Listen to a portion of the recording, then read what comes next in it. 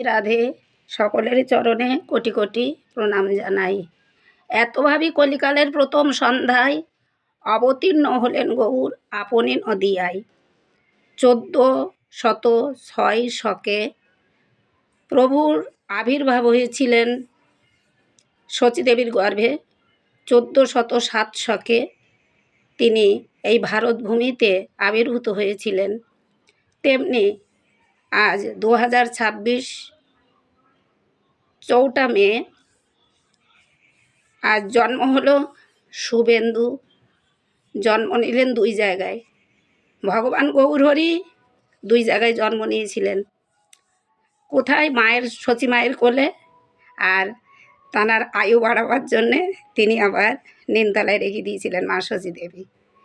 আমার কৃষ্ণচাঁদের দুই জায়গায় জন্ম হয়েছিল, দেবকীর গর্ভে কারাগারে, আর যশোমতী গৃহে পালিত হয়েছিলেন নন্দালয়ে। তেমনি শুভেন্দুর দুই জায়গায় জন্ম হয়েছে, হ্যাঁ, একটা ভবানীপুরে আর নন্দীগ্রামে।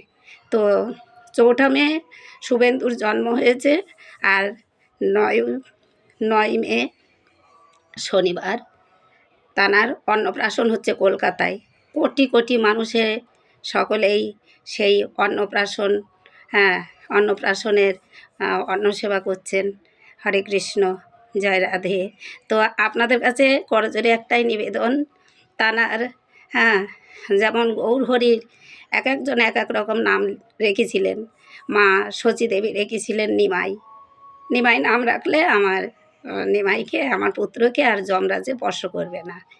হ্যাঁ, ভক্তগণ নাম রেখেছিলেন গৌরহরি, গৌর সুন্দর। আর বিষ্ণুপ্রিয়া মা নাম রেখেছিলেন গৌরহরি। তেমনি আপনারা সকলেই এক একটা করে নাম রাখুন। শুভেন্দু নাম থাকবে, কিন্তু ভগবান শ্রীকৃষ্ণের যেমন 108টা নাম ছিল, শুভেন্দুর নাম 108টা হোক। হ্যাঁ, আমি নাম দিলাম নবচাঁদের উদয় ভারত ভূমিতে। আপনারা কি নাম দেবেন আপনারা কমেন্টে জানাবেন। সকলেই একটা করে নাম রাখুন।